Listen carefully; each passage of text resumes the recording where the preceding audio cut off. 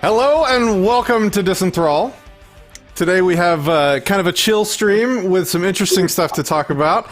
And let me lead with the awesomeness. We have with us today special guest Sherry Voluntary. Welcome to the show, Sherry. Thanks for having me. Yeah, so we have a viewer submission to talk about today. And let me just get some house cleaning stuff out of the way. So we're streaming to a record number of platforms at once. I think Facebook, YouTube, Twitch, DLive, and BitTube. And I believe I'm monitoring all the chats successfully. So I should be able to see anything anyone says anywhere on the internet today. So the purpose of the show is really just to hang out. And I was going to spend some time hanging out with the viewers and talking about a submission that we had from one of our viewers. He sent in an article, in air quotes, it is an article written by a teacher, which we can get to, about the fact that taxation is not theft. Sorry to be blunt, but that's stupid. That's literally the title of his article. So when someone that calls himself a teacher wraps in ad hom and insults into the title of their article, you know you're in for a treat. So Gotta be good. Let me pull this up here. There we go. Okay, so this is by a guy named Benjamin Gorman, who, just brief background, he's a public school teacher, I believe English teacher. He's also been, oh yeah, shocking, right? He's also been, I think, head of the teachers union, where he lives. Wow, I'm just so surprised at this guy. I know, and it's very uncharacteristic that such a person would think that taxation is absolutely not theft, and sorry to be blunt, but that's stupid. So, no, I keep saying that because that's the title of his article. Let's see if I can, there we go. Taxation is not theft, sorry to be blunt, but that's stupid. And he's got, he's smoking a pipe and he's got some pretty sweet facial hair going on. So, I figure we kind of hang out with people, say hi, welcome everybody, and talk through this pile of literary garbage written by a public school English teacher. and no, like, I'm making fun of it because, as you'll see, most of the article is not actually making arguments, it's just calling names. And if he's going to call, my position names, I'm going to call him names. I think that's fair, right? What's up, ANCAP Gamer? I see you this time. Sorry, what'd you say, Sherry? It's the schoolyard, right? Like, gonna call names, throw him, pull his hair. Yeah, no, exactly. So, wow, we have a lot of people chatting. Now I'm like, it's gonna be difficult to keep up with all the text. Yes, ANCAP, I see you on DLive. Your test is successful. Daryl, We Live Boys, pay attention. Yep, I got you. This is awesome, guys. Man, okay, almost too much chat happening. So let's get into this article. Taxation is not theft. Sorry to be blunt, but that's stupid. By teacher Gorman. 3 times in the past 2 weeks, people have attempted to engage me in debates, starting with their belief that all taxation is theft. These weren't reasonable debates about whether tax rates should be higher or lower. Okay, so this is our first name calling. Unreasonable. Yeah. Or whether tax dollars should be spent on this or that. Those debates are legitimate. So now they're unreasonable and illegitimate. And every taxpayer should... Sorry, go ahead. They're only legitimate if they come with the premise that taxation is not theft. Otherwise, they're not. That he likes. Yeah, like recently, I don't know if you heard, I recorded a Discord conversation with a guy, and at one point in the debate about the ethics of government power, he said, well, I'm not giving you the answer you want because because you're framing the argument in a way I don't like. It's like, well... No, the world is not as I think it is. What? You're not giving me the argument I want you to give me, so I'm not going to play. That's how debate works, right? Right. Yeah, Rika was listened to that whole thing for sure. Hey, what's up, Rika? Okay, so those debates are legitimate, and every taxpayer should be concerned about the appropriate level of taxation and where our tax dollars are going. So every single time somebody, and just interrupt. Like, if you got something to say, okay, I'm going to be talking. Yeah, just start talking and I'll shut up. Already so good. I know. So the illegitimate debates, every taxpayer, every time somebody calls anyone a taxpayer, I'm triggered. No one is a taxpayer. No Right. one pays taxes. Taxes are taken by force. They're extorted. What were you saying? It implies a voluntary relationship there that something is paid. I pay for services that I want. I pay the dude at McDonald's for my coffee, right? I don't pay the government for being stolen from. Like, that's just, it's so dumb. Like, already. He's stupid and I don't like him. And that's fine. And that's a fair counter argument to his name calling. Right. And I keep pointing that out because if you're going to take a position of a teacher and make a blog from the perspective of a teacher, like step one in forming arguments for people to show people how to argue is to not name call and do nothing but, undermine and well poison. Actually make an argument. Special ed. Like, I don't know what he teaches. What is he? Special ed? He say English. Oh, he teaches English. Oh, remedial? Yeah. Is it? Okay. I brought you on because we needed some spice on this show. All right, so the spice will flow. They're concerned about the appropriate level of taxation, where our tax dollars are going. I'm not part of that hour. I'm not part of a collectivized group of people that is paying for things. So that's another important clarification. But these people, we're saying that all taxation is theft. Twice I was duped into participating in these debates. Twice. He published this on his website. He's an English teacher too, which makes that even more juicy. I love it. Twice I was duped into participating in these debates. It's a mistake I don't plan on making a third time. I'm writing this here so I can link to it whenever the need arises, and I encourage you to employ it when you come across one of these people. I was under the mistaken impression that this line of thinking was limited to teenage boys wearing bow ties who believe Ayn Rand's work is quality literature. So we're insulting Ayn Rand work, and we're calling anybody that holds this position teenage boys. I love this because, okay, so Ayn Rand, one of the greatest, I mean, whether you agree with her or not, she's clearly was a brilliant woman. And this public school teacher who was debated, you said that right after I took a drink. He's calling Ayn Rand an idiot, which, I mean, that's just, it's like, what do you say to that? Like, how do you even get through to someone that's that boorish? Like, that's the only word for him. He's a boorish.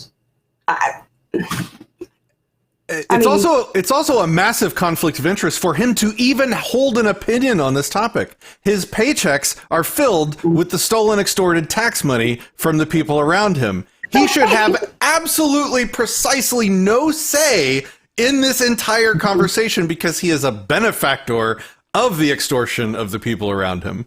Right. Like, but he shouldn't. Like, I think there's a case to be made that people that receive tax money in their paychecks should lose the ability to vote because it's a conflict of interest. I agree, but when you have a whole system based on conflicts of interest, I mean, we have politicians who write the law and they're basically cops, and then you have cops that are the violent arm of the law and they enforce those, and then you have the judge who is also a paid state agent. I mean, like, that's the whole system is based on conflict of interest. Yeah, totally. We got a lot of good comments, and I want to push through a little bit farther into this article before we slow down and hit the comments. All right, so who believe Ayn Rand's work is quality literature and that most of them grow out of it. Again, it's juvenile, teenage boys, before falling off of balconies at college frat parties or being elected to Congress. It turns out that there are more of them than I thought, just as there are more people who believe the world is flat or 7,000 years old than can be rationally justified. Lots of people have beliefs that I can't agree with. Interesting. Right. But if they bring these people comfort and don't cause them to hurt anyone else, I try to ignore them. Because I've been wrong about many things in my life. but was unaware of it at the time. It logically follows that I'm currently wrong about things and I don't know it. So I try not to pass judgment too harshly. But this particular belief that all taxation is theft is harmful to our polity. Ooh, using the 50-cent words. It's manipulated by politicians who trick these dunderheads. Tricked these dunderheads in. I'm highlighting all the ad hom because I'm gonna switch colors when I see an actual argument. Like there hasn't been one yet. Yeah. I think we're gonna be in commie red the whole time. Commie fitting, yes.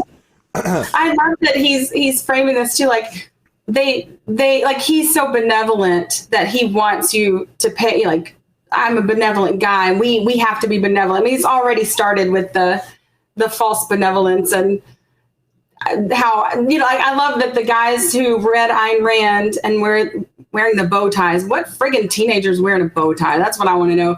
But anyways, and they read Ayn Rand, but then after they give up, their silly ideas, that's when they're falling off balconies at college frat parties, which are his realm, right? The education system. So tell me which is better. I don't know.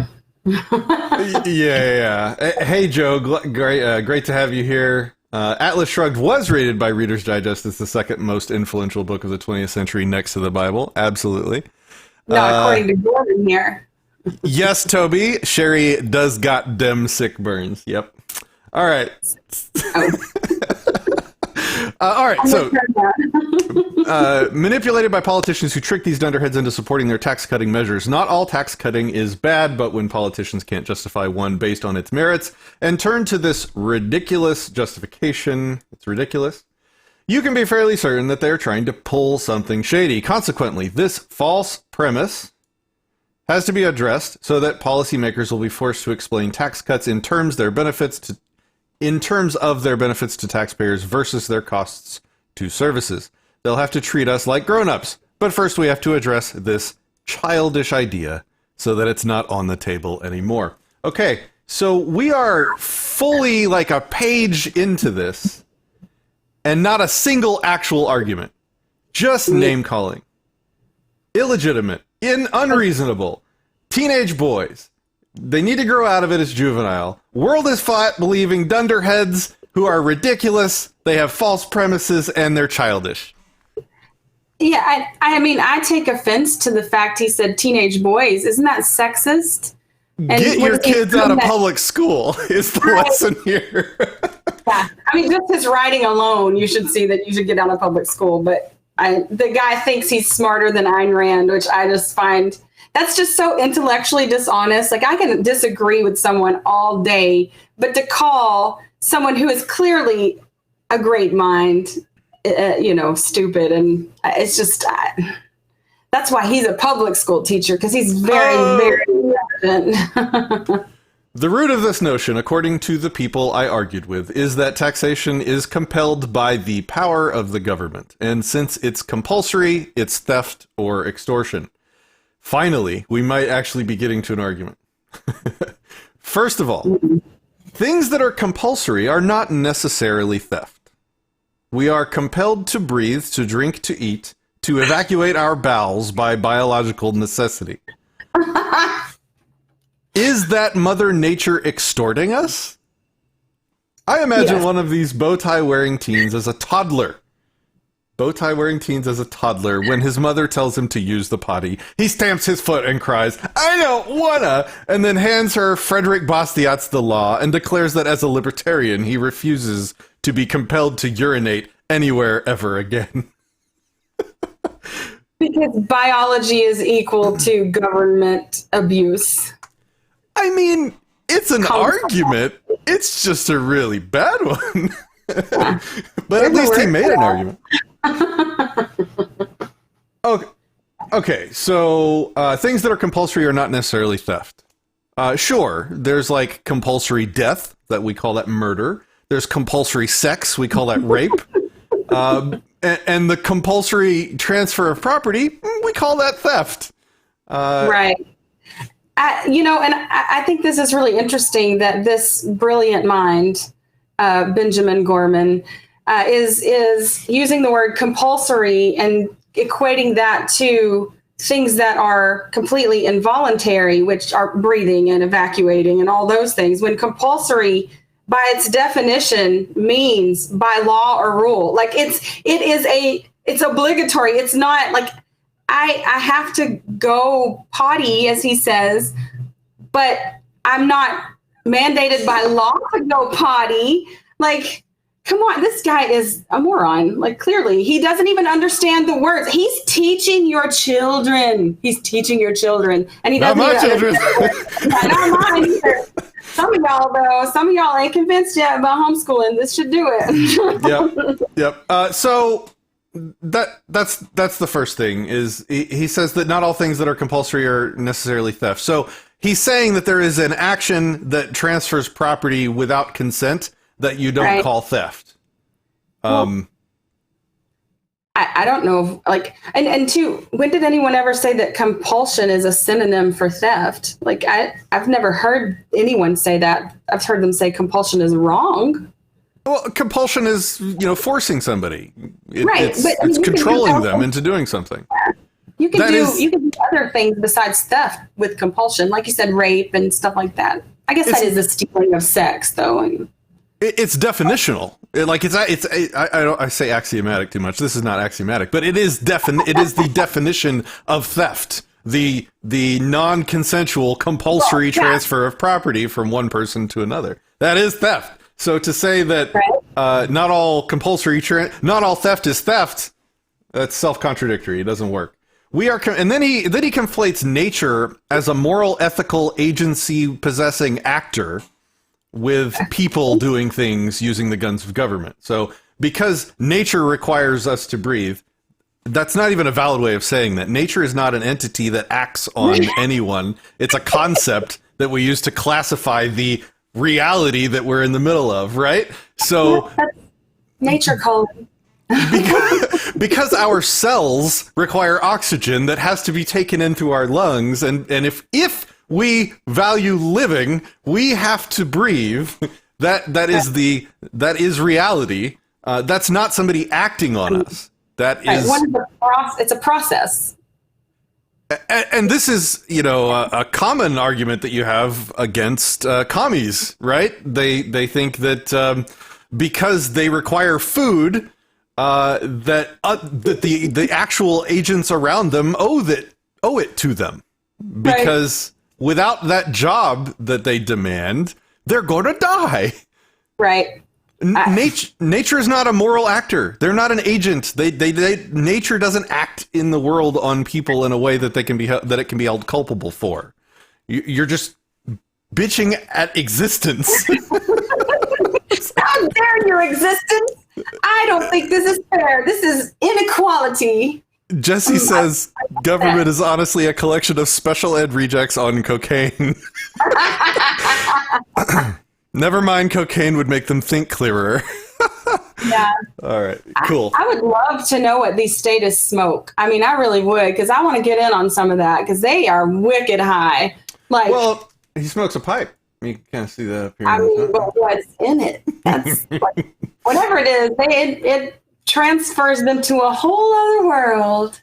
Yeah. So he's basically pointing to the absurdity of saying Mother Nature is extorting us, as if that argument carries over to actual moral actors with agency, using force, choosing to use force on us, as if, defeating this non-agent thing called reality somehow applies to people. So, in exasperation, his mother shouts, "Todd Blake Masterson III!" What? "You will use that potty like a big boy." But Todd screams, "Extortion!" and takes off across manicured lawn. Because only people who are bougie basically complain about taxes. Now, shouldn't it be "and takes off across his manicured lawn" or the manicured lawn? I guess technically you could say across manicured lawn, but it's not very good for an English teacher. Okay. Past the servants' quarters, down to the boathouse, where he grumbles about his mother's socialism. Taxation, at least in a democracy, is even less like extortion than the biological need to urinate. Well, that's good, because the biological need to urinate is not anything like extortion. Right. While Mother Nature can demand certain functions without any input from the animal at which she directs her will. Okay, Mother Nature is not a chick. Oh, we're gonna go there now. No. Mother Nature doesn't have a will. She should write one up. And she doesn't make demands. Yeah. We, the people, are the government. Oh. Shall we digest that one? I mean, it's like Anatomy of the State 101, right? It is. We are the government. So again, this is assigning agency and moral culpability to a concept called the government, which doesn't actually exist in the real world, does not actually possess agency or the ability to act in any way on anyone. It is individual people working under a label that they share that actually does things in the world. I'm not part of them. Right. And if we are the government, then everything they do to us is consensual. Because we're the government, right? We did it to ourselves.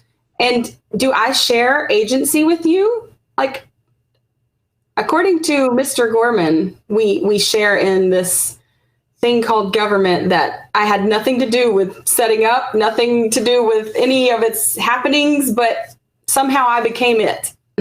and are incapable of ever disconsenting or ending that consent or withdrawing it. Right. Sure, the government is not as responsive as anyone would like, but at the end of the day, its only ability to compel behavior comes from our collective consent. Collective consent. Look, it's almost impossible to gain collective consent from a group of friends trying to decide where to have dinner. This idea that you could know the state of a mass group of people's consent is impossible. And then to say what he's actually talking about is that like 51% collective consent. Like, we don't care about the 49.9% consent. We care about the 50.1%. Their consent matters. So it's not even collective consent. It's majority consent. Right. And we all know that if you have the most people that agree on something, that makes it moral.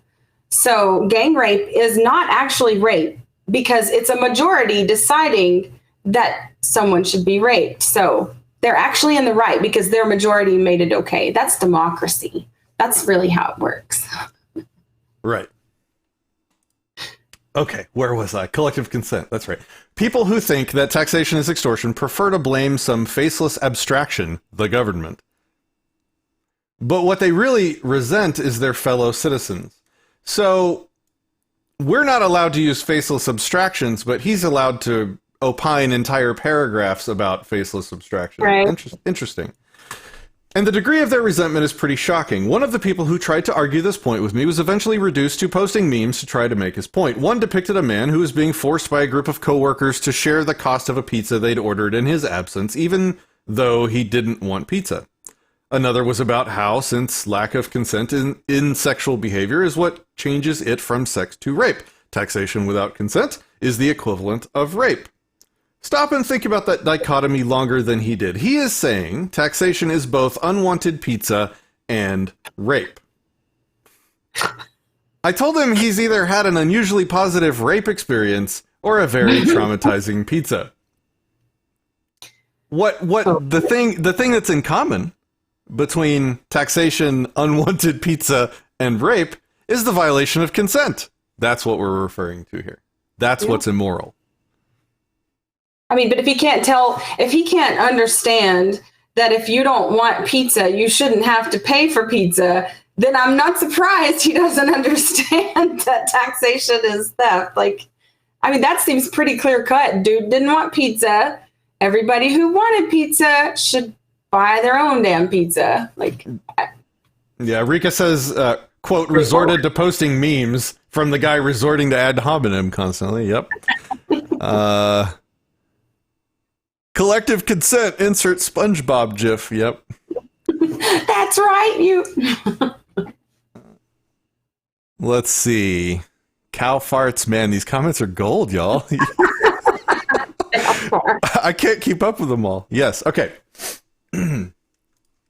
Let's see. The pizza example is not too far off, though. We are compelled by our own desire to reap the benefits of community to share in costs, some of which will be for things we wouldn't individually choose. But when taken to the taxation is theft extreme, this isn't quite like a single unwanted pizza, and feeling a bit resentful that it has mushrooms or that you aren't particularly hungry at the moment.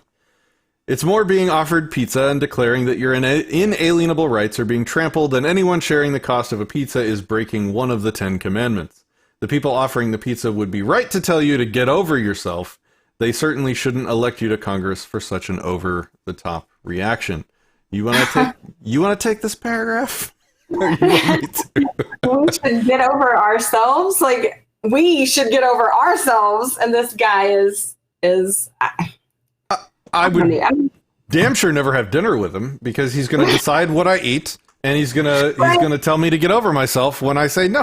I think I'm going to choose what I eat. Thanks. And if you decide you're not hungry and you don't want to eat, you still have to pay.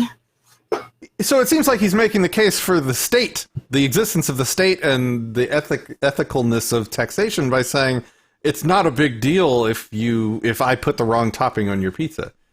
That right. like he's saying that this guy's making absurd arguments by comparing unwanted pizza and rape.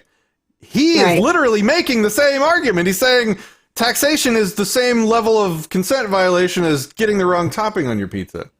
Right. And I mean, he's actually admitting that they're terrible at their job, that they're incompetent, and you don't really get what you pay for, but you should pay anyways because society.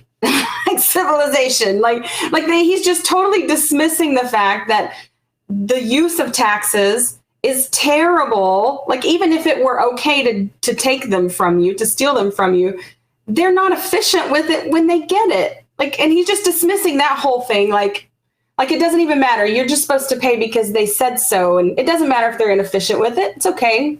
Just do it. Right. Elevated Sciences says, is what Hitler did right because the majority supported it? Was those gas chamber toppings, just something they should get over themselves about? Interesting question. Well, that's good. Okay. Gas chamber toppings. Yeah. I'm going to get quoted out of context there, that's for sure. Yeah. I feel a little uncomfortable criticizing a school of thought for being unrealistic. Well, you should, because that's not an argument, teacher. By American standards, I'm an idealist, which means I'm pretty moderate by European standards. I believe the free market has its virtues. I believe that competition improves our standard of living. I also recognize that there are areas where competition is at best impractical and inefficient and often quite harmful. This is all nothing. Some things are better left to the commons, like firefighting, national defense, education, healthcare, road building, the roads, my roads, and electrical power. Some things are more appropriate for public-private partnerships, scientific research, supporting the arts. I'm sure he wants his paycheck. He thinks his paycheck is appropriately something that, I should get over myself about. We should engage in robust debates about each of these and find a healthy balance in a mixed economy. If someone could show me that having if you want to jump in, just start talking. I'll stop. He's saying he's acting as if he would have a debate. A robust debate, but it's only on his terms. He's going to define everything that is legitimate, and you have to accept his premises. That's the only debate that's worth having, because if you don't accept his premises, then you're juvenile and you just don't understand. You're stupid bow tie wearing balcony falling dude. Oh, here's another actually semi-coherent statement, even though it's terrible. I'm just pointing out, I'm trying to find anything good to say here. If someone could show me that having 3 different fire departments to choose from would cost less and reduce the chance that my house would burn down without endangering the house of someone who had less means, I would swallow my pride and admit I'd been wrong about that sphere. So he's coming from ends justify the means. He's coming from a pragmatist, consequentialist position where If the end goal is something I want, then I'm okay with the means required to get to that end, even if that means violating your consent. Get over yourself. Oh, God. You said the word pragmatism. God, I hate that so much. I hate it so much.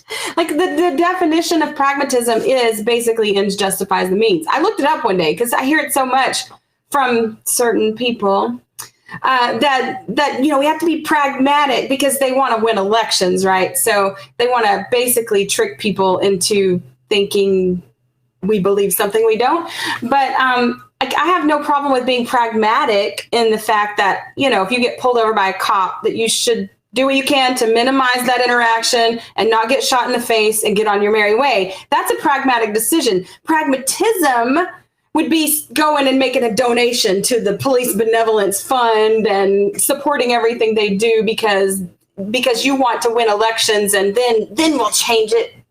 I just can't stand it. The logical contradiction here is that what he's saying without saying it is that the rule should be, if I personally think that I will be better off or society will be better off, aiming for a goal that I think is the right goal, then we can violate consent to do that. And the contradiction there is that if I then try and set my own goals that I think is best for society that conflict with his, he would not appreciate and he would resist my attempts to violate his consent to achieve my goals. So he contradicts himself. It really downplays the individual and their ability to make decisions in their own life that benefit them the most. He's basically saying that there is no benefit that a person can make on their own, that only collective decisions are legitimate and worthy and beneficial. And it's just such a, I would bet if you were talking to him face to face and you said you're a collectivist, then he would probably deny that.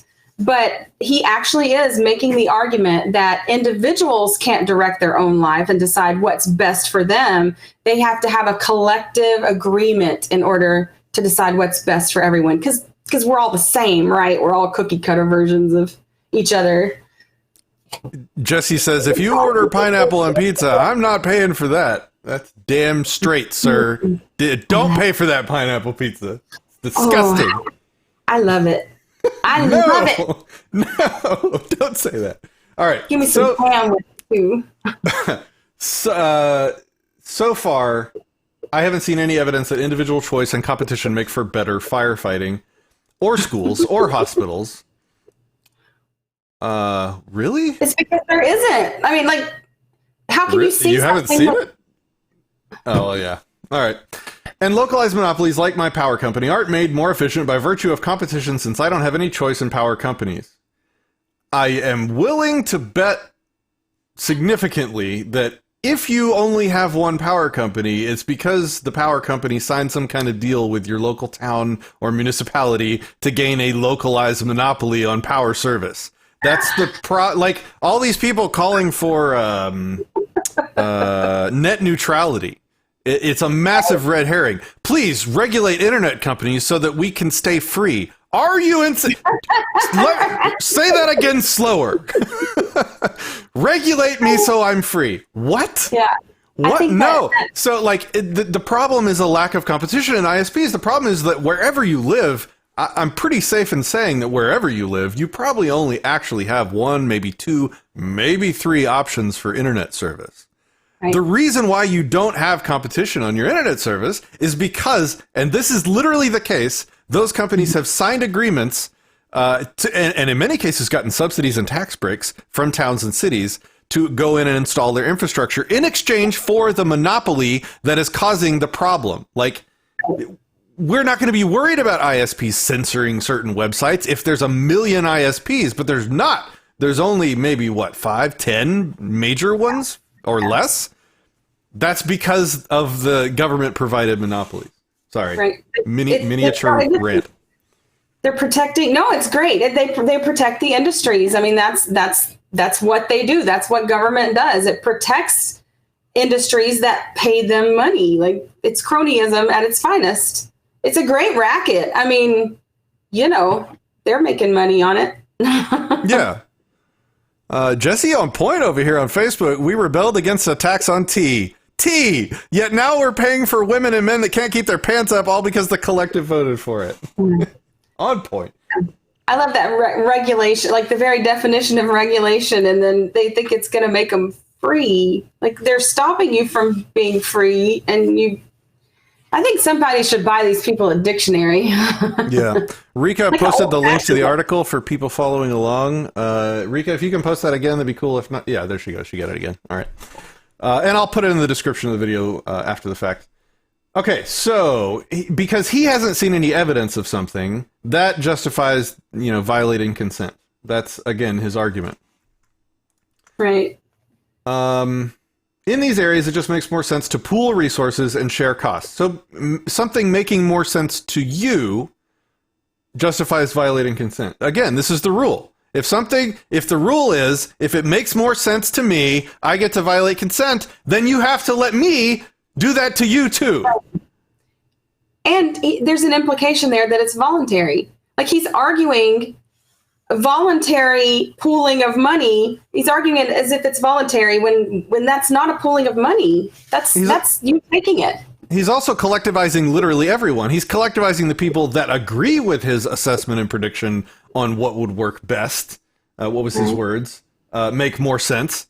He's collectivizing all the people that think it makes more sense, and he's also collectivizing the victims that don't think it makes more sense. He's also collectivizing all the he's also not individuating the people that it would affect. Like, make more sense for who? Because it's not going to make more sense for everyone, literally.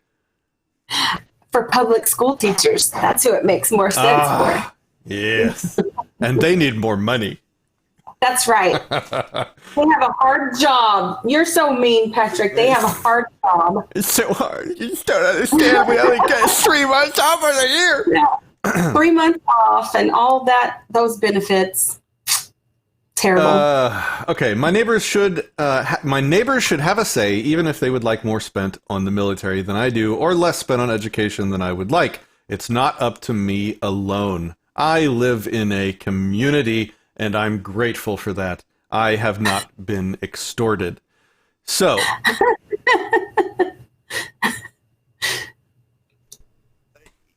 I mean, he can make that determination.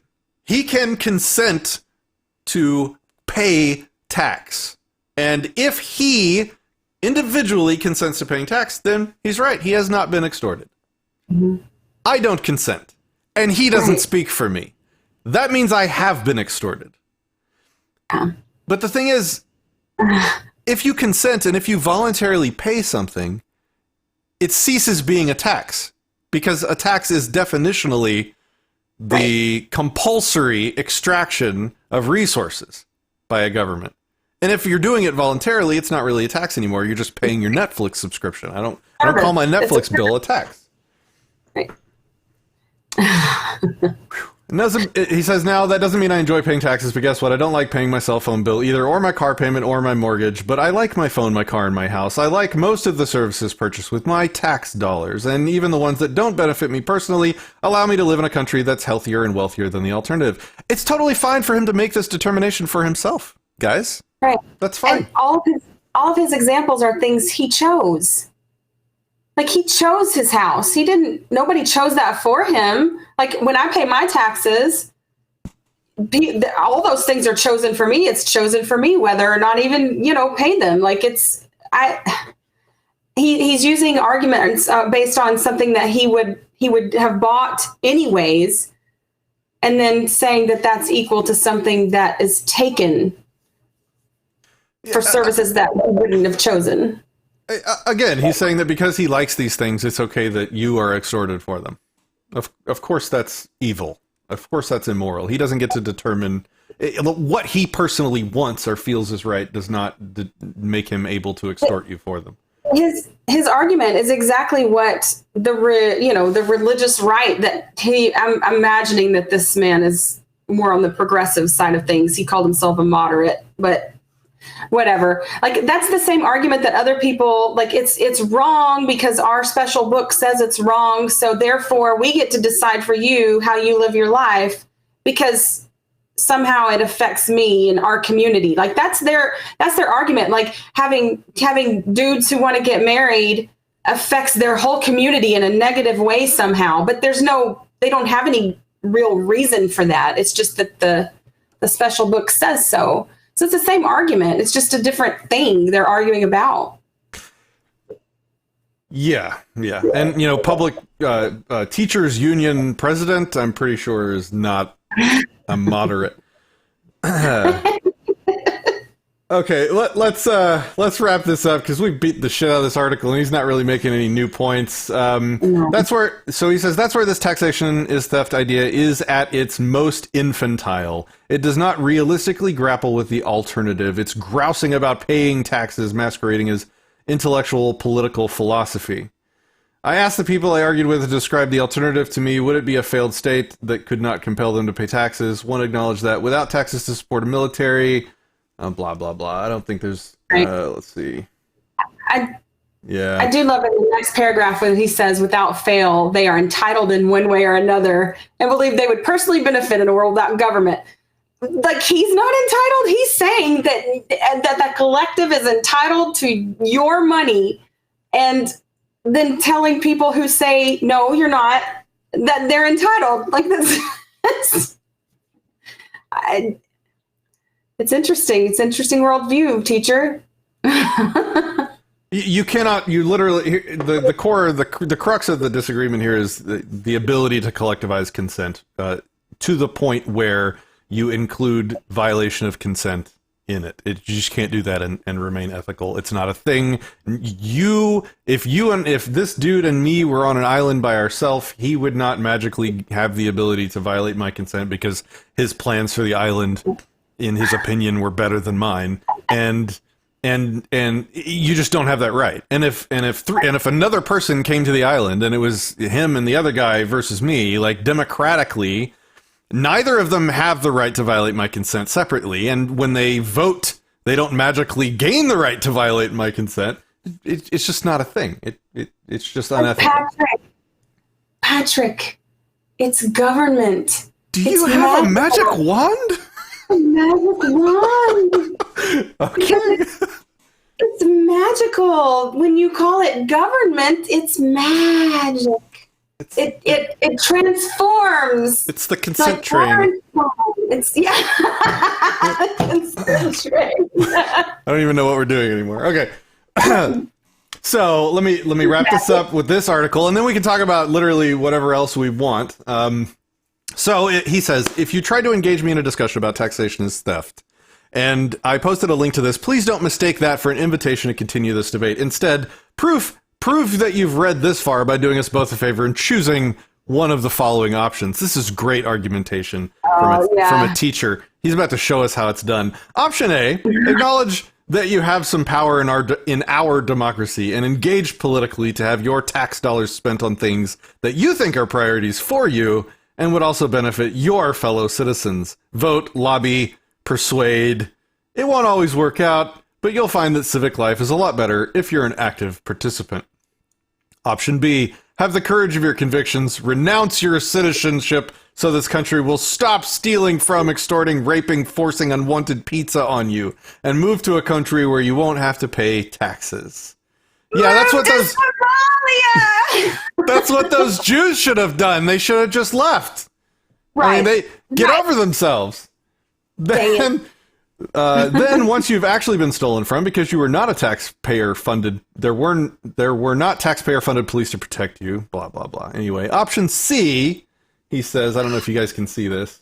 Here, I'll scroll up. He literally says, option C. There it is. Grow up. Don't at him. Don't debate him. Don't engage intellectually with this teacher. Grow up. Yeah. Grow up. I need some cream for that burn I just got. Oh, so good. Yeah, so in case you're wondering, because I am going to at him this video on Twitter after we're done recording it, That's why I didn't invite you on to discuss this with me, because you are the child. By engaging with the public like this, where you do almost nothing but call me names, infantile, unreasonable, blah, blah, blah, tell me to grow up, you're the infant here.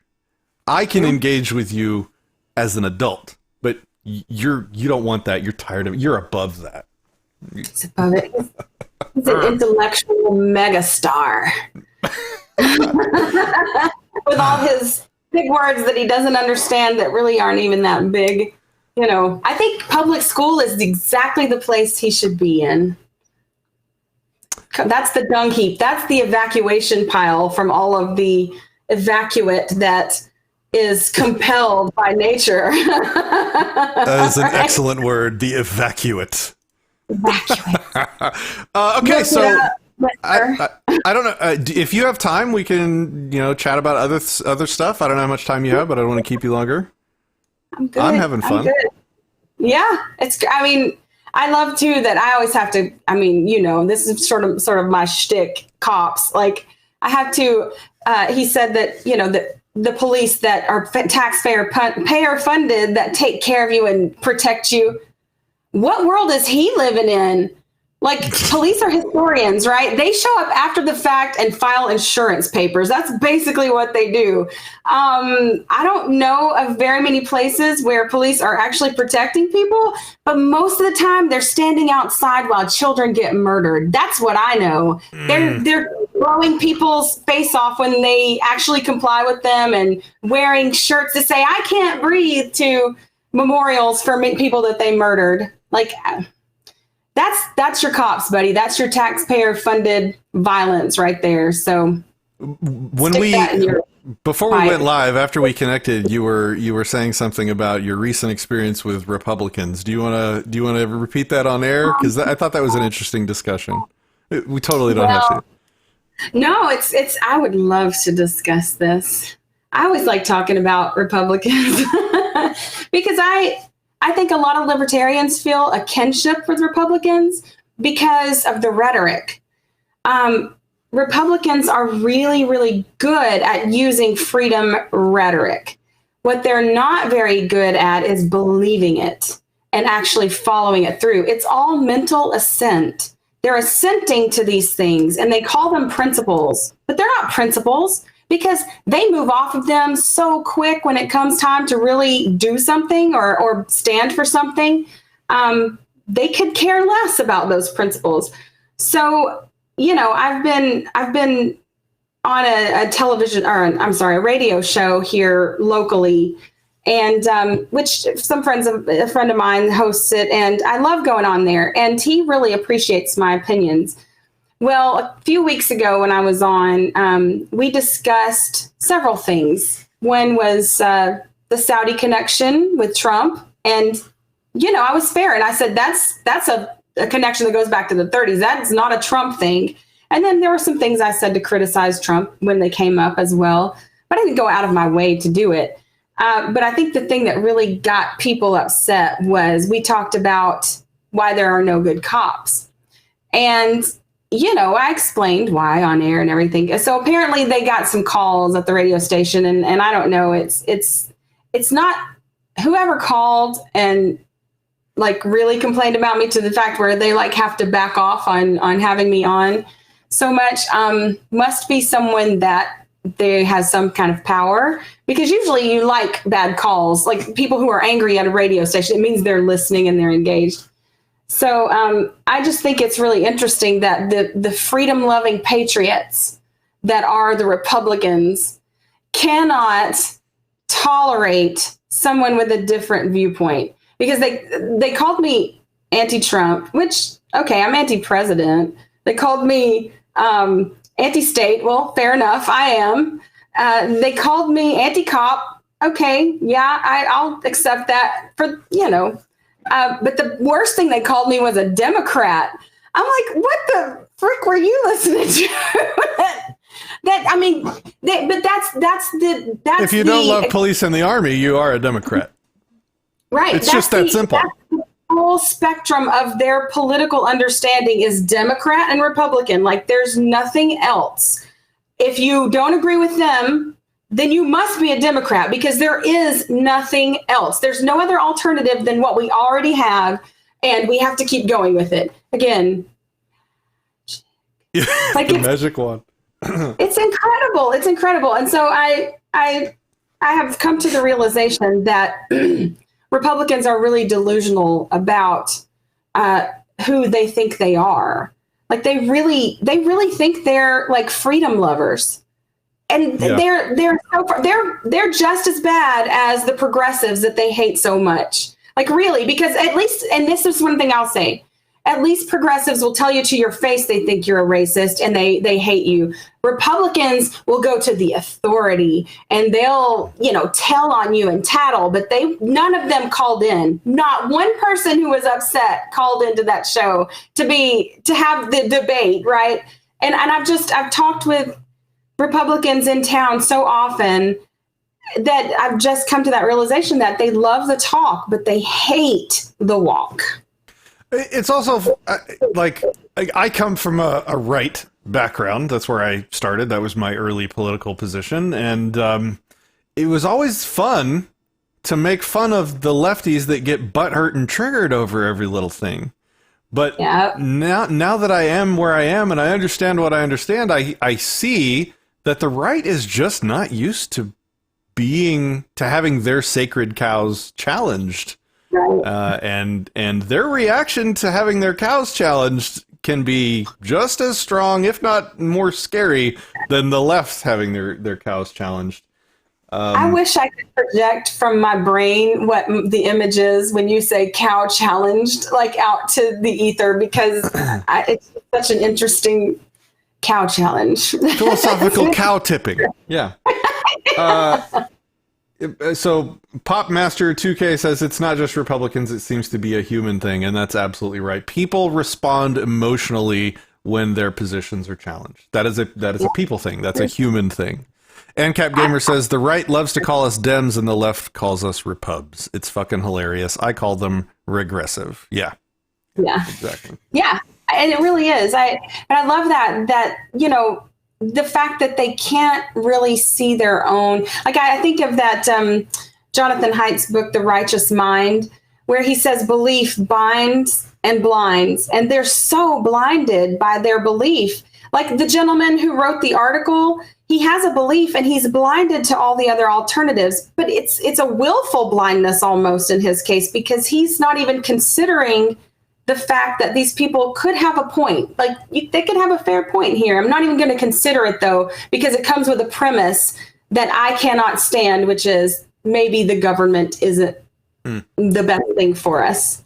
Mm-hmm. And so he's not even going to consider it, but they consider themselves open-minded and intellectual. I mean, of course, he is more intelligent than Ayn Rand though. So yeah, maybe he's correct. And because I know I'm not as intelligent as Ayn Rand was. A frontal cortex says belief is a sketchy word. I don't care what you believe. Upon what factual evidence do you use to make your conclusions? Right. But he made a bunch of arguments based on his belief, though. Anecdotal belief. He hasn't seen where competition brought this. So, I was reading a YouTube comment, not from that article. Right. I said the guy in the article made all these anecdotal arguments without any kind of foundation of fact. And, apparently he's correct because he sees it that way. He hasn't seen competition work. So therefore competition doesn't work. I think you can merchandise your wand. See if you can get that on a website for sale, because Jesse says he needs one of those. So you should probably make that.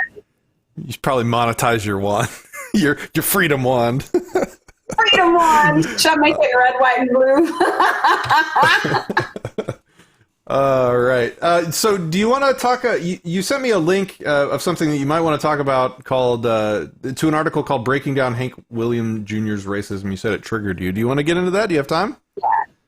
Yeah. Sure. I don't have it pulled up here. I don't think. Oh no, I do. Okay.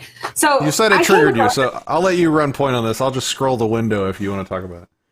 Yeah, I thought it was really interesting. It's written a couple of years ago, and the guy. This is basically what it comes down to. This guy works really, really hard to prove that Hank Williams Jr. is a racist from lines in his songs that, or this one particular song, that never reference race. So it's a very interesting read, and I had some choice words for him at the end. And normally I just move on, but this was just so, he tried so hard. So I don't know how many of the listeners are familiar with Hank Jr. and A Country Boy Can Survive. Like it's sort of an anthem down here in East Tennessee. Okay. Like, but he tries to make, the first thing he does is he breaks down the song, and the first racist comment is, you only get mugged if you go downtown, because only Black people live downtown apparently. And that's his connection. He says, wow, OMFG. Hank Williams Jr. is essentially referring in code to the evil Jewish money changers from biblical times with his reference to interest rates in the stock market, because he said the interest rate's up and the stock market's down. I don't think Hank Jr. is thinking that deep, y'all. Like, so, and then he said, just awful, hateful stuff. He tops it off with a line about getting mugged if you go downtown, a clear reference to getting mugged by a Black person in an inner city. Like, this guy is proving he's a racist by trying to prove Hank Williams Jr. is a racist, because Hank Jr. just said you get mugged if you go downtown. And this guy said that means Black people. So he's the one thinking Black people are mugging people, right? I mean, like, that's... He said, Stealing Fire says no brakes on the consent train. Woo! Sorry. Sorry to interrupt. Yeah. No, it's great. It's so funny. He says this was the height of height of crime and violence across America. So there's a good deal of white panic about the decay of urban cities, because, you know, only white people should be concerned about violence, I guess, because I guess he's making the point that Black people are violent. Like, that seems to be what he's saying. But the next thing, he says, I live back in the woods. You see a woman and the kids, the dogs and me. I got a shotgun rifle and a 4-wheel drive, and Country Boy Can Survive. Like, that's the song lyrics. He says, you live in the woods, you're married with children, you own dogs, you have a shotgun and a 4-wheel drive. He says, I mean, I'm happy you have a life partner and your wife, and that you've been blessed with children. The shotgun, I don't know, Hank. I'm not so crazy about that one, because what are you going to do with it? Only bad things happen when shotguns are fired, man. Like, this guy, bad things like, you know, getting meat to eat. And like, if it weren't for hunting, I would have starved as a child, right? Like, we lived in a tent for a while, okay, several times. So we did hunt to survive with a shotgun. Those terrible things. That's like saying I play a game. I play a game here in Dallas called Shotgun Golf. It's where you drive around in a golf cart to various skeet and trap courses, and you get out of the golf cart and you shoot the course and you try for par, and you get back in the golf cart and you drive down to the next hole. What bad thing comes out of that? This is awesome. Wow. If you haven't played shotgun golf, get to Dallas. Let's go. You are taking your life in your hands, my friend. Using tools to do things. Oh my goodness. Okay. A frontal cortex says shotgun golf is so Texas. Yeah, it is. It's awesome. Right. And he says, the country boy can't survive. Is that because you have a shotgun so you can shoot whoever messes with you? Like, no, the song is about self-reliance. That's what it's about. Like, it's about self-reliance. And this guy is really trying so hard to make it about racism. He says, are you also saying city folks can't survive in your situation? Yeah, pretty much, probably. A lot of city folks probably couldn't. Yeah.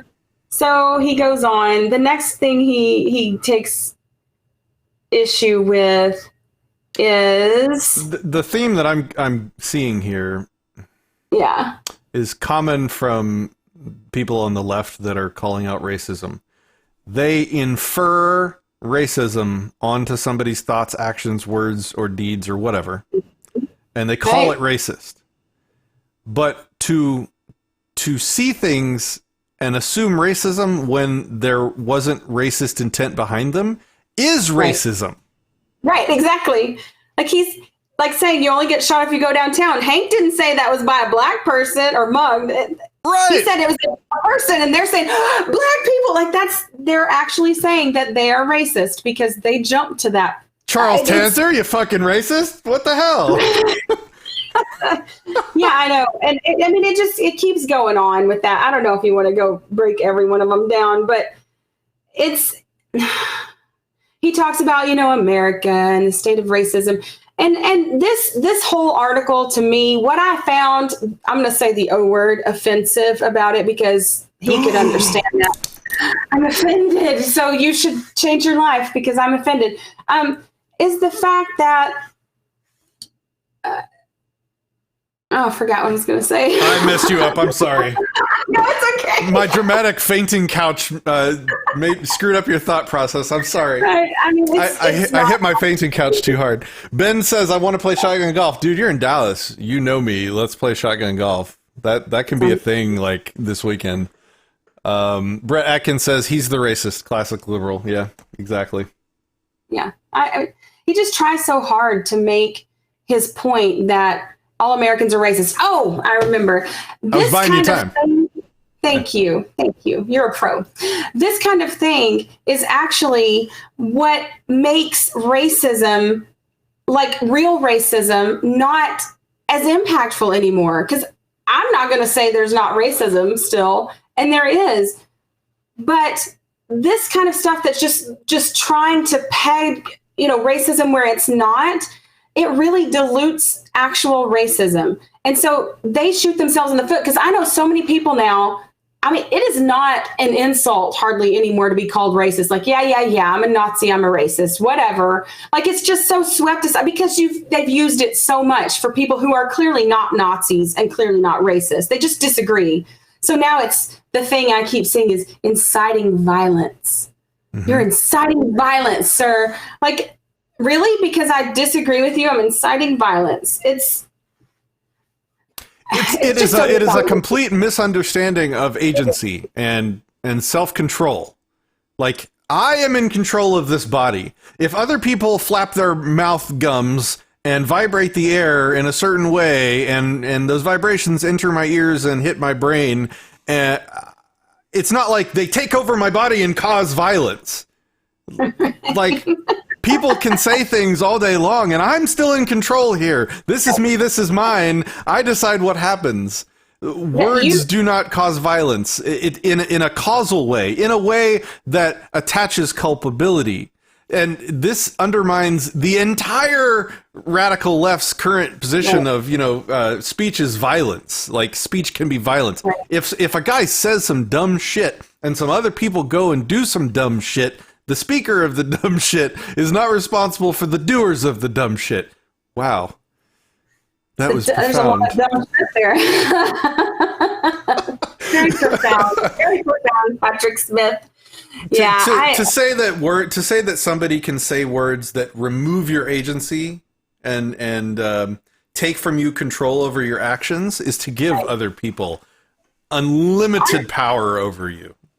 Aren't they really saying they believe in demonic possession? Like, that's really what they're saying. I believe in possession because at very least, like magic spells or incantations. Yeah. Yeah, your wand. There you go. Wave the wand. Remove my agency. Yep, exactly. Oh, these people should be cops. Their agency is so removed. Like, it's just sometimes. Do you ever get tired of the fight? Like, sometimes I get tired of the fight with people over the same things. Like, I'll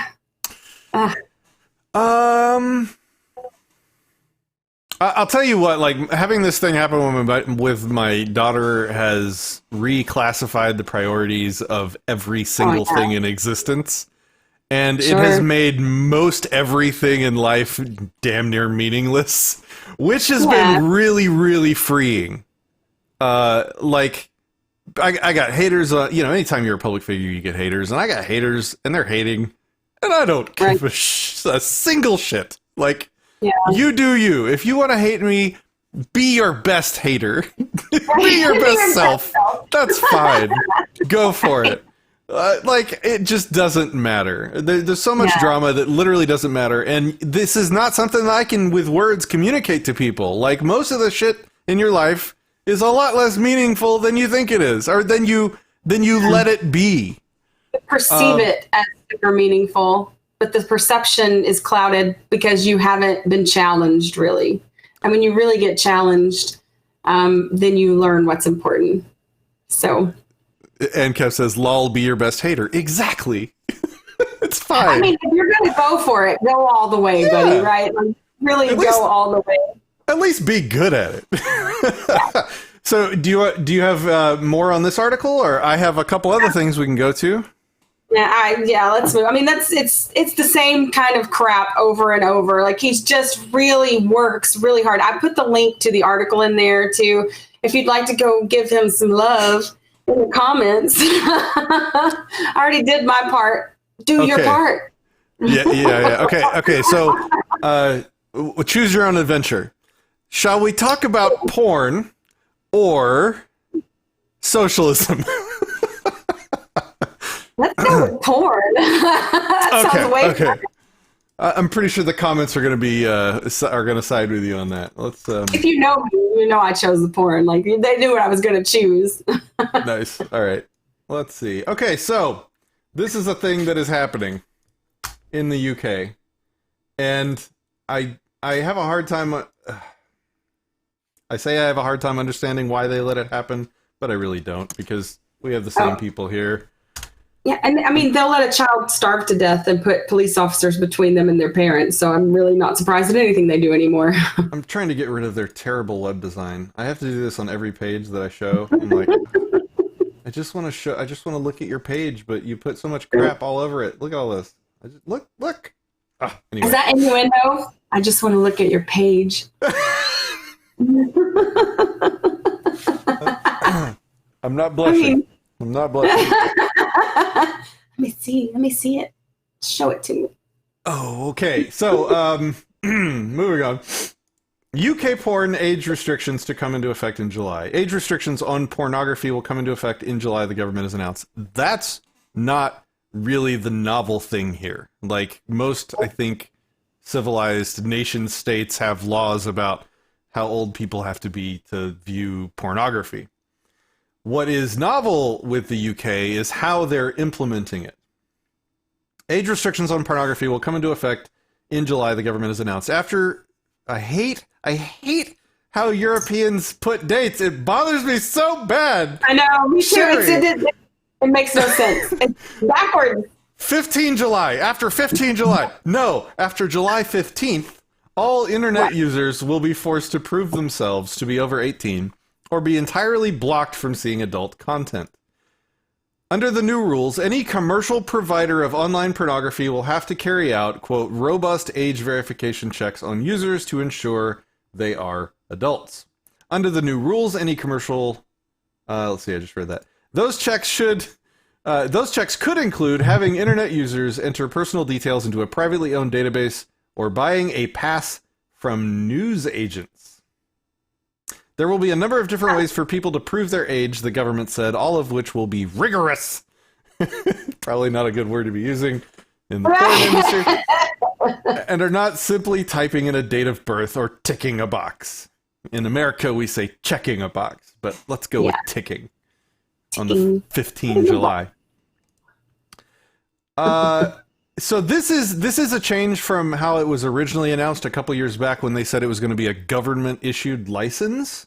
Like, you had to register with the government that you wanted to look at porn and get a license to let photons organized into naked people into your ocular sockets. You had to get a license. That sounds dirty. Your ocular sockets. I'm sorry. Man. Innuendo all day, every day. You know that they want to do this in Rhode Island, right? Like, this is one of the things they want. Yeah, so we covered this. I was just looking it up. We covered this when I had the radio show Speaking Freely about they want to have like a fee for getting porn. So porn would be blocked unless you pay a fee because it's damaging to society. But if you pay us some money, it's okay. It's good. Like, it's okay. So silly. I can lay down the link too in the comments to that article. But it's just the fact that I pulled it up. A bill introduced by Frank, whatever, Democrat, would require internet providers to digitally block sexual content and patently offensive material. But consumers could deactivate that block for a fee of $20. Hey, Each $20 makes morality. Each quarter, the providers would give that money made from deactivation fees to the state's general treasurer, who would forward the money to the attorney general to fund the operations of the Council on Human Trafficking. If online distributors of sexual content do not comply, the attorney general could file civil suit of up to $500 for each piece of content reported but not blocked, according to the bill. Are they aware of how the internet works? Are any of these people aware of how the internet works? I mean, they're politicians, so no, they're not really aware of anything. Their awareness is pretty limited. I just think that's from last year. I don't know where it's at right now, but it's just amazing to me that people can talk about, how it's patently offensive. And there was a longer article I don't have in front of me where it talked about how pornography can be damaging and blah, blah, blah. And then, but for $20, for just $19.95 plus shipping and handling, you too can have the morality police lift, immorality from you and make things moral. Like it doesn't, they really do believe that they're the arbiters of all things right and wrong. Jesse says, if you can whack off without assaulting somebody, so be it. Victoria's Secret catalog in my day. RC wants to fight me. He says July 15 is poor grammar and should not be used in written text, but you go on and say it any way you want to. RC. That's I know. Fight me. Yeah. He puts pineapple on his pizza. That's what that's about. I put pineapple on my pizza. I like it. Tomatoes are a fruit, right? Is your birthday 15 July? No. Okay. So I don't know what's more scary. Yeah, I do. I was going to say, I don't know what's more scary, having to enter your personal details into a privately owned or a publicly owned database for porn. Yeah. Or buying a pass from news agents. Is a news agent what I think it is? What's a news agent? That's when I don't know if it's a seller of news or like a newspaper stand. Is that a news stand? Selling newspapers and magazines. Maybe it's different in Britain. So you can buy a porn pass from a newsstand. How weird. I wonder if the news, like they're getting a cut of that money. If porn sites don't comply, they'll get blocked from all UK users. They've introduced the rules to stop children being damaged by pornographic content on the internet, which it says is too readily available. They have no conception of how the internet works. Like, VPNs are ubiquitous. File sharing. I mean, like you said, Metallica has been on a jihad for 30 years, and I can still download their music. Right. So stick that in your pipe and smoke it. Poor Napster and LimeWire, though. They really paid the price for... Yeah. Neither one are... Like, I used to love LimeWire. That was my jam. I was all about that. We're just gonna check here real quick. Metallica. Oh yeah. You can totally censor the internet. Call Lars, quick, get him on the bat phone. There's only 50 pages of search results here. I mean, his IP. Jeez. All right. Wow, I've worn my Sesame Street shirt just for the juvenility.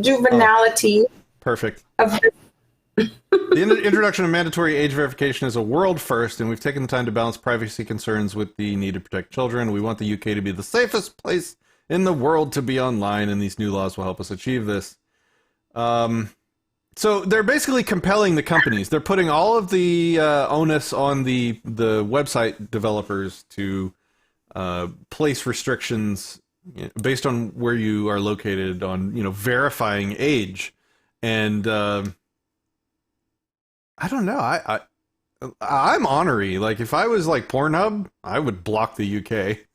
Exactly. I'd be like, until you do something about that government you got going on. And what I love is that a bunch of assholes who will let a child, like, won't even let parents, in two cases that I know of, there's probably more, because if we know of two, there's probably more, that won't even let them take their child somewhere else to get treatment because they get to decide who lives and dies. That they're going to tell us about protecting children. They let that baby starve. It did not die of the disease it had. It starved to death. And they had a line of those hero cops standing between the parents and the baby to protect that child's right to be starved to death. Like, it's just disgusting. And yet these are the people that are going to tell you what's good for children. And in both of the situations, there were people that would pay for the child to be brought somewhere else to a different country to get treatment. And they said no. Yeah. Because they own you. And it's no different here. Don't ever believe that it's different here. There's that Boston hospital a few years ago where the young woman was seen. She had a doctor, a regular doctor, and for some reason she had to go to another specialist. And this doctor, without really ever knowing her or her history too much, just reading it, decided that her parents were guilty of medical abuse. And so even her regular doctor called and said, they're not, like, she needed every procedure she had. They're not doing this. And he said, I don't care what you think. I say it's medical abuse. And they kidnapped this woman. And then her health really did start to decline. And yet they tell you that they are the people who can determine what's best for you, even though all the evidence is to the contrary. And the girl, she was writing notes saying, please help me, get me out of here, like, and sneakily passing them out. Like, it's just insane to me that people even consider that we're in a free country. Like, it's.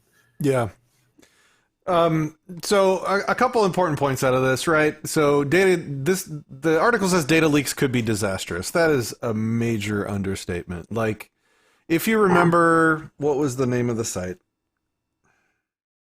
Ashley Madison. Do you know Ashley Madison? Do you know what that site is? Oh yes. It was for married people that wanted to cheat on their spouses, and their database was hacked and released to the public, and people killed themselves. Because that data was made public. That is what is going to happen. People are going to, one day, this will result in a database of porn viewership. And one day a leak is going to happen, because it always does. And somebody's name is going to get out there associated with, a straight guy is going to get, gay porn. It's going to be a controversy. And they're going to kill themselves. And, and the people that are making this happen are going to be culpable for that death. Yeah, agreed. It's amazing to me that they never want to take responsibility for the consequences, only for what they perceived to be the good they did. They just want to take responsibility for the upfront, like the argument, we're going to do good, we're going to protect children, right? It's always the children. Or old people sometimes. We're going to protect them. But when it goes bad, it's always somebody else's fault. It's the fault of the company or the fault of somebody. Like, but you couldn't see this coming. Like, oh yeah, it'll be the company's fault for not keeping their database secure, and then they'll pass a law, punishing companies that don't meet government security database privacy regulations. Right. Yeah. They always just pass it along. We had a good comment here. Let me find it. Oh, I lost it. Oh no. Anyway, so that is that. If you know what, if I were Pornhub, I wouldn't block the UK. I would just make the only page that you saw when you go to Pornhub from the UK. I would make it, a link to a VPN. Easy peasy. I love Jesse Knuckles' comments that he said, if I want to rub one out, I'll find a way. You don't stop that. Like, Even before I had the internet. Stop listening, Mom. Just mute the TV for a second. Break it down, Even before Mom. we had the internet in the house, my friends had magazines and stuff that, were handed around. Yeah. I mean, the Beastie Boys mom threw away their best porno mags, so... and now it's even easier. There's so many anonymous file sharing tools that you can set up between your friends, or thumb drives. I mean, like anything. Yeah. This is so ignorant. It's so And there's ignorant. always Tijuana. If you can't, if you're really desperate and you're close, you can go down to Tijuana. They got everything you need. Okay, Mom, you can unmute it now. You can unmute it. So the last thing maybe we can talk about, if you have time for one more, is the yang problem. Oh, you said Yang. Yang, yeah, Andrew Yang.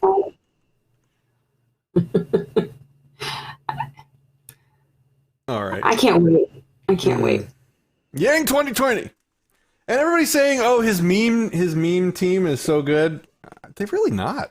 I like the memes. Only if you're a leftist, because you don't know what good memes are. The only good Yang memes have been the ones people have made ironically to make fun of him. Anyway, so he recently put out this policy on cryptocurrency and how his plan.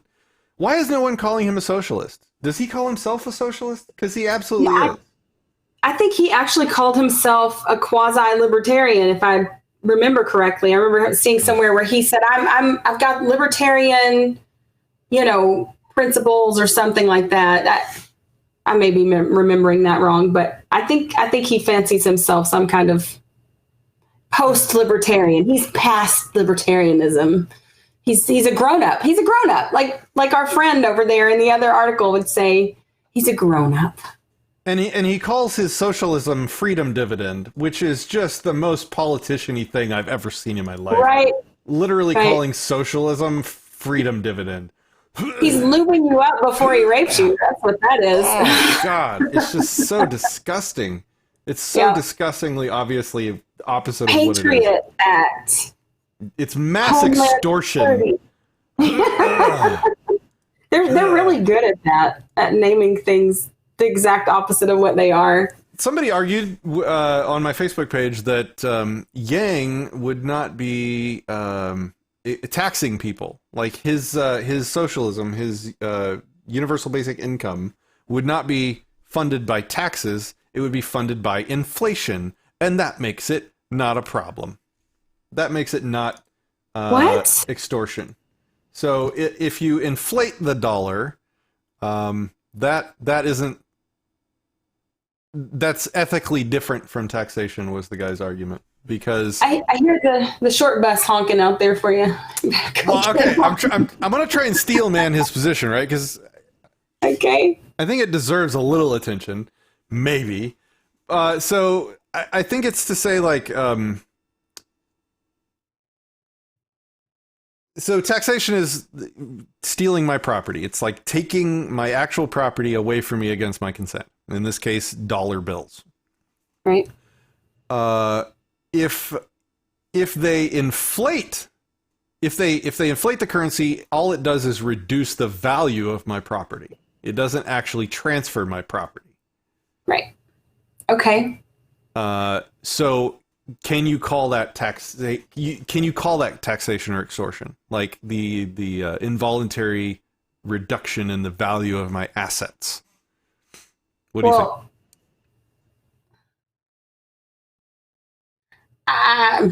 I mean, I didn't have any control over the inflated part. Like, I don't control that. But wouldn't they still have to take your money in order to get that? Like, maybe I just don't understand it. I don't know. It doesn't make sense to me. I mean, we're required to use the U.S. dollars, right, for paying taxes, and we are forcibly prevented from creating a competing currency. So they take all your options away and then tell you it's not that you voluntarily. Maybe it's not theft explicitly, but if you require me to own an asset that you then devalue, I mean, you are definitely affecting my assets. I mean, inflation in a way is sort of theft. I mean, like with the Fed and all the crap they do, I just like you don't they control that. You don't have a property right in value, I guess, is an important point. So, like, if I own a necklace and it's valued at $10,000, and somebody else goes and makes another identical necklace, which lowers the value in the market of the necklace that I own, they have not stolen from me. Right. The only thing that screws that up, though, is the forced use of the currency and the forced blocking of competition with the currency. That's the only thing that I think causes a problem, causes damages, right? It's an interesting twist, I guess. But good luck. Like, I don't care what he says. What they always end up doing is just taking your damn money. So taking your damn money. Yep. Taking your damn money. That's right. Anyway, so a lot of this is just flowery politician bullshit speech, but basically he plans to regulate cryptocurrency for our safety. Okay. Can I stop there? Does that make sense? I mean, that's pretty good. So the problems that need to be solved are cryptocurrency and digital asset markets have developed faster than regulations can keep up. That's a problem. Technology outpaces government. That is a problem that needs solving. Several states have conflicting and varying regulations on digital asset markets. Uncertainty in what regulatory framework will develop is causing U.S. investment in the area to lag behind the investment of other countries. The only thing that I think this could even be true is on like the large corporations and banks trying to get into it. The ones that are fully on the books and accountable to the United States government and regulatory bodies. That's the only people that it affects. So this is literally only literally only helping the rich here by regulating cryptocurrency. All us plebs, this is much less of an effect because I want the government out of it as far as possible. So his goals are to create clear guidelines in the digital asset world so that businesses and individuals can invest and innovate in the area without fear of a regulatory shift. I have a fear of a regulatory shift right now with his plan. Right. So if he wants to alleviate fear of a regulatory shift, he should delete this webpage. So as president, he will promote legislation that provides clear... I have got to oil this chair. This is terrible. Can you hear that? Sorry, guys. That's got to be annoying. I'm sorry. Promote legislation that provides clarity in the cryptocurrency digital asset market space by defining what a token is and when it is a security, basically for the purposes of taxation. Define which federal agencies have regulatory power, who can extort you. Provide for consumer protections in the space. So that means basically provide a lever to pull to point the government's guns at people doing things you don't want. Clarify the tax implications of owning, selling, and trading digital assets. Tax. Promote the nationwide adoption of recognition of protections afforded by a Series LLC. This is only really useful for tax and lawsuits. Preempt state regulations when possible to create one national framework. Mm-hmm. We the people. Yeah, so basically, his goals of innovation and economic growth, but his action plan literally only relates to taxes. And will actually kill innovation and economic growth. How is that not obvious to everyone? Like, I want to help innovation and spur growth, so I'm going to clarify a bunch of shit related to taxing. Right. I don't, it just seems like everything he laid out that he says is for protecting, us, the regular average Joe, is actually protecting the state's interest in robbing us. Like that's the only thing he's doing. Is everything he's talking about is protecting the state, not us. Like if you want to protect us, then you should be really pro unregulated cryptocurrency. Like it's exactly. ANCAP says taxes kill businesses. Exactly. The opposite of innovation and economic growth. It is the opposite. It is murder. It is killing innovation and killing economic growth. And I'm gonna award the greatest quote from the stream tonight to Rika. You can't be pervy for free no more. So wow. Rika, you get that trophy for today. Do you have any more thoughts or anything you want to talk about? Otherwise, I think we can wrap this one up. I've had a blast talking to you today. Thanks. It's always great talking to you, Patrick. I will say that my friend, and many of you people probably know him, is Anthony Samaroff. He's Scottish, and he writes a lot on capitalism, which is really good. He's going to be debating Andrew Yang at the Soho Forum in November in New York. Okay. So this is going to be good. And I cannot wait. What is Samaroff, a voluntarist? What is he? Samaroff, yeah, he is. He's a voluntarist. Oh. He used. I'm not sure if he's still doing it. The Scottish Libertarian podcast. Okay. And he's very brilliant, especially when it comes to capitalism. He's written one of the best books that I've read on capitalism.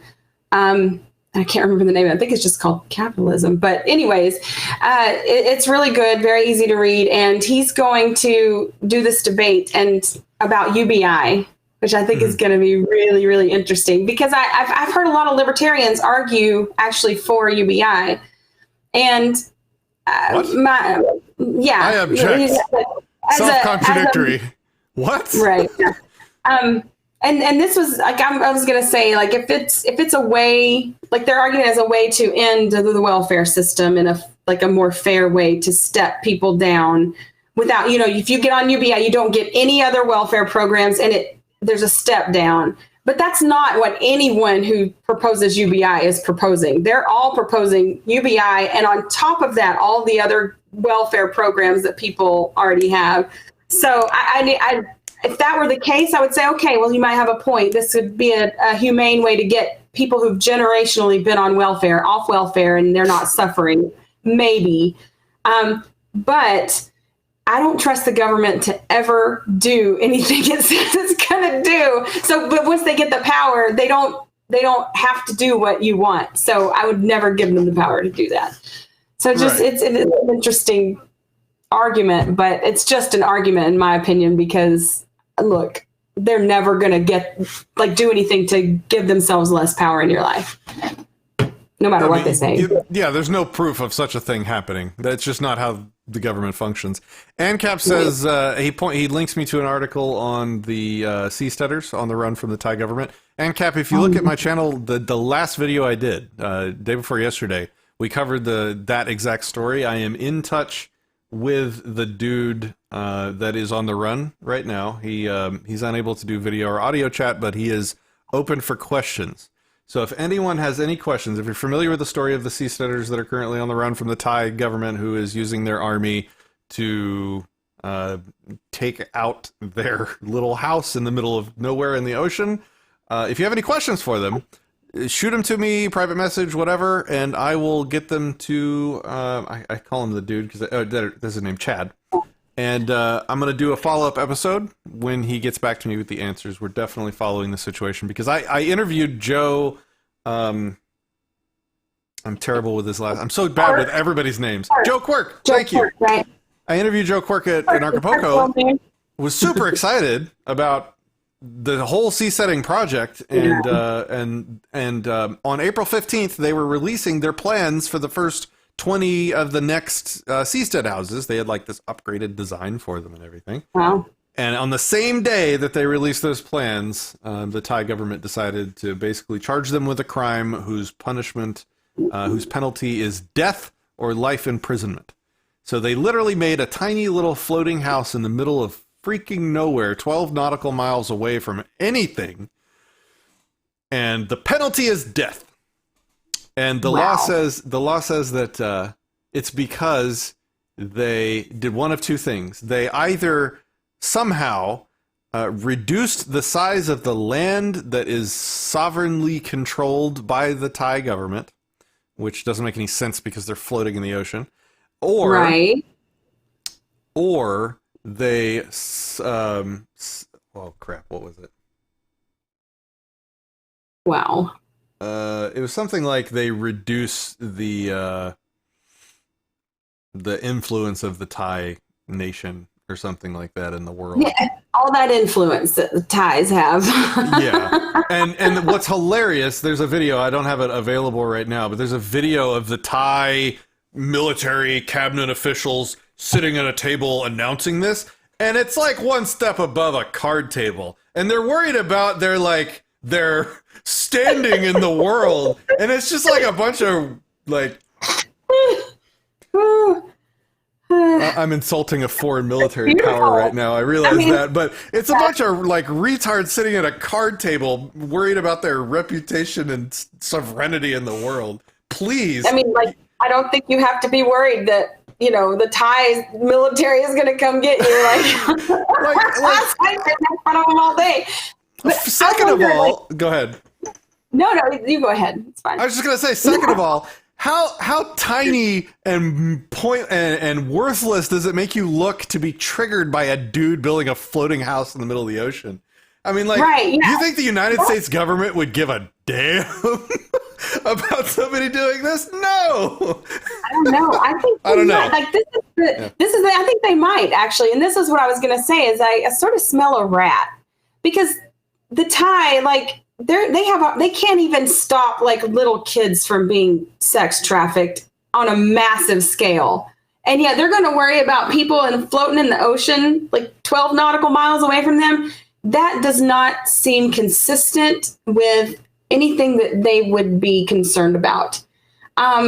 So to me, that sounds like someone in maybe, I don't know, the United States government has gotten a wind of this seasteading thing and sees the implications of it. And so therefore is just already, but like with Assange, it's about like, he was effectively like a non-player anymore. He was holed up. He was basically effectively in prison.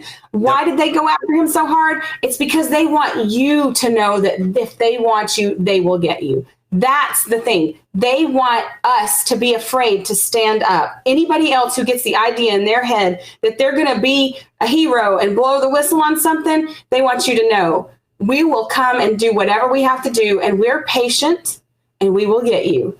And so I think that maybe that's what this is about. It's about making sure that, you know, these crazy people who don't want to be governed don't have any options. Yeah, it's a conspiracy. It's a theory. But the main like point and laugh I was doing was just like, you have like, it demeans you. Like, it's sort of like if you're a really popular public figure and suddenly you start like posting or tweeting or making videos about like some random dude that was in the comments on your stuff. Like, that brings you down to the plebs level. That's a that's not what I mean, but it's like for a government to like be triggered by a dude that made a tiny floating hut in the middle of the ocean is just, it's infantile. Right. We're so powerful and wonderful that we're concerned about two people floating in the ocean. Yes, exactly. Exactly. Two people are going to R-rated conservative, welcome to the stream. It looks like you're a first-time viewer. We are brand new on DLive, but we're streaming on all the other major platforms right now. We're just like wrapping up the stream. We were talking about the story. There are seasteaders, which are people that, in an effort to achieve or to attain more freedom, built a floating house in the middle of the ocean and are currently on the run because the Thai government wasn't having none of that. And you can, if you want to find more information about that, the last video on our channel, youtube.com/disenthrallme, you can catch up on that story. I'm terrified of seasteading, honestly. Like, I think it's a great idea. It's brilliant. But the ocean scares me.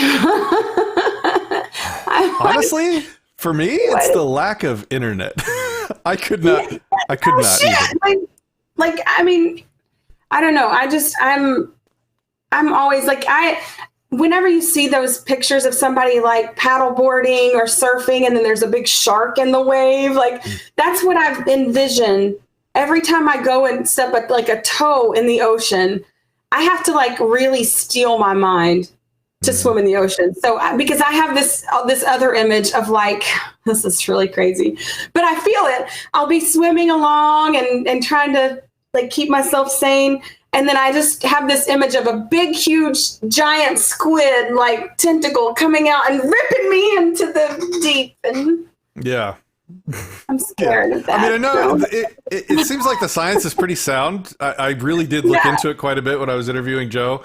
But it's still the middle of nowhere. I don't know. I literally, I was emailing them, trying to initiate plans to potentially crowdfund getting me out there to spend a couple weeks to do like a documentary in the middle of the ocean off the coast of Thailand. And then this happened. So my wife's kind of glad that didn't work out so quickly. But yeah, so I think we're ready to wrap it up. Sherry, it was a delight to have you. I invited you on to kind of talk about this stuff very last minute, and you were like down to do it. So awesome of you. I really had a good time. I think the viewers enjoyed your presence on this channel. So thank you very much. Thank you for having me. It's always great. I enjoy getting to do shows with you and stuff. That's good. Plug your channel so everybody can know where to find you. Okay, I've got the Sherry Voluntary show, of course, and you can go to Facebook and find it. I'm at the Little L Productions as well. And Postcards from Somalia. That's my other show, which is really an inside baseball look from, an anarchist perspective of an anarcho-capitalist specifically perspective of all the shit going on in the world, whatever we want to talk about. And we're mean, like it's a mean show. So you'll love it. Awesome. We're terrible. All right. Thanks again, Sherry, for coming on the show. It was great.